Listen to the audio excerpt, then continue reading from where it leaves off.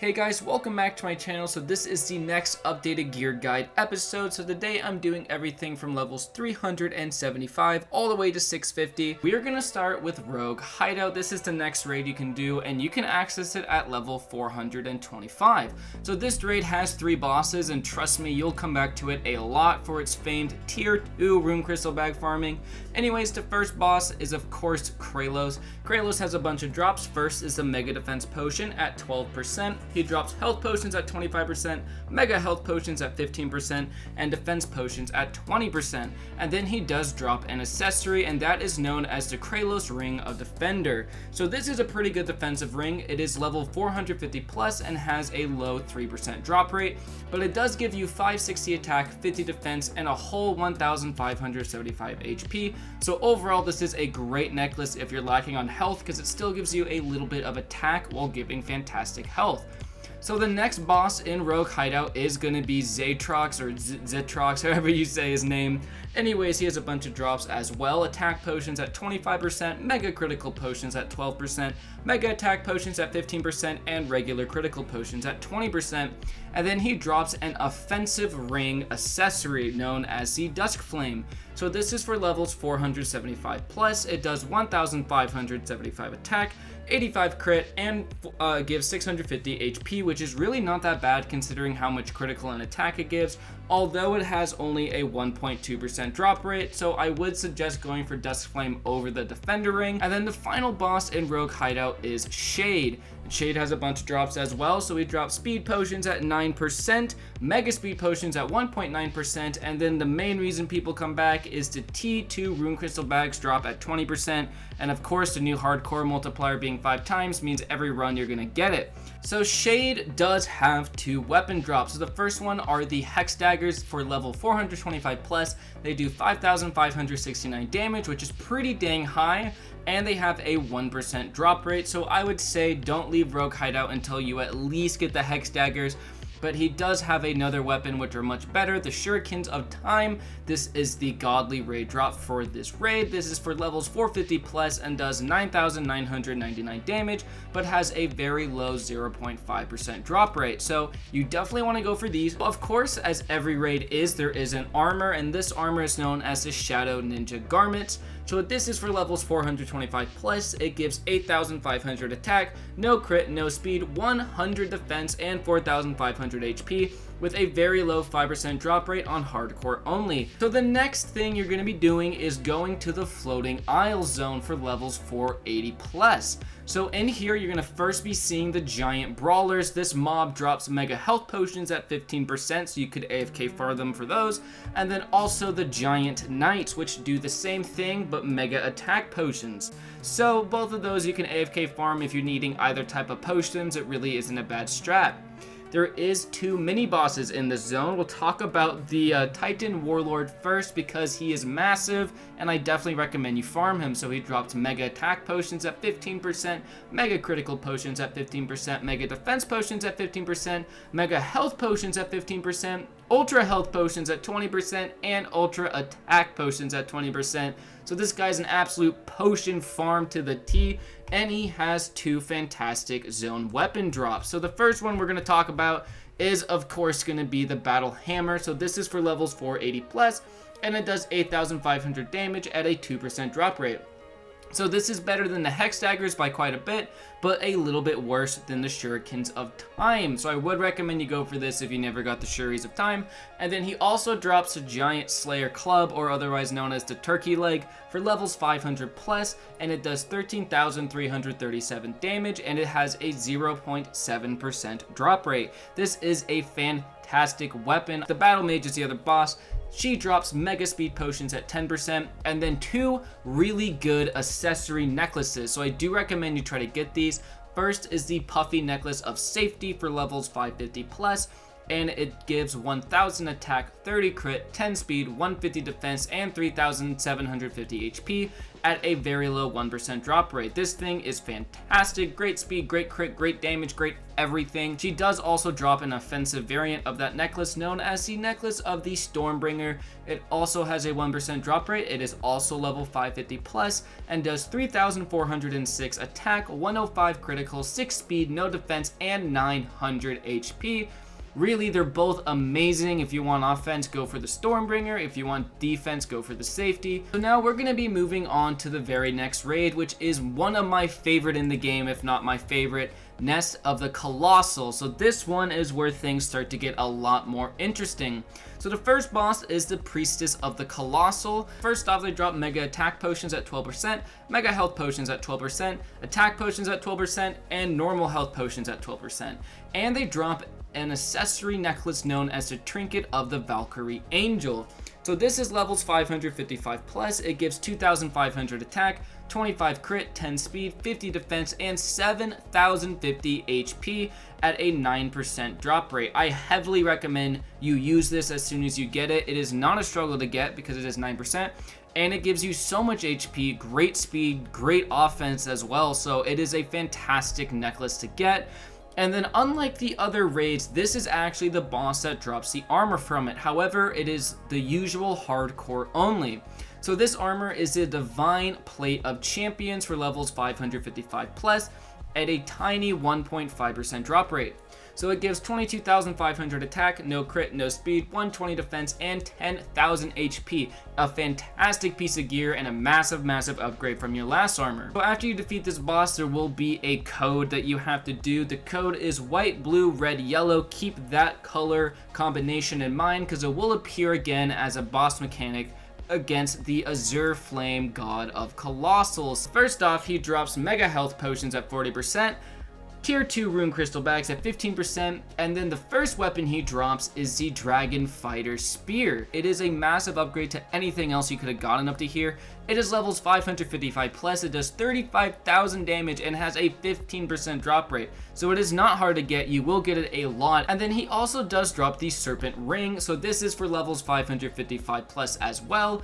It does 5,555 attack, 60 crit, 6 speed, 10 defense, and 2,000 HP at a 9% drop rate. So this is a fantastic offensive, well-rounded ring.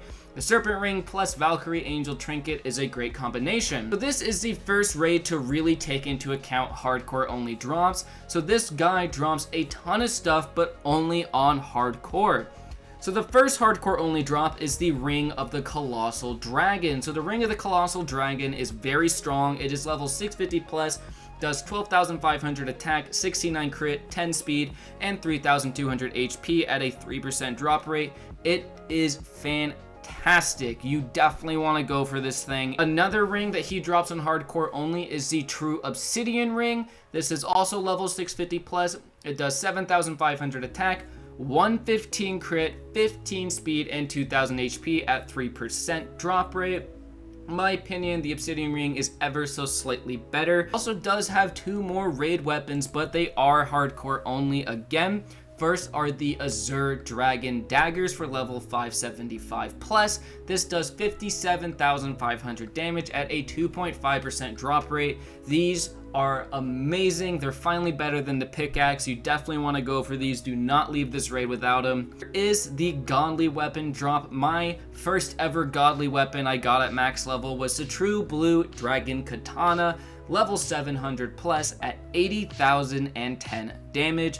It is amazing. If you can get this thing in that raid before you move on to Tartarus, congrats. It has a terrible 0.2% drop rate, so good luck getting it, but still, it does so much damage. So the next zone is the Underworld. You can access this at level 595. The first mob is the Blood Lake Slime. This thing drops Mega Health Potions at 15%. There is also the Tartarus Demon Guard, which drops the Demon Princess Pet at 1%, but you're pretty much never gonna farm him because that's kind of useless.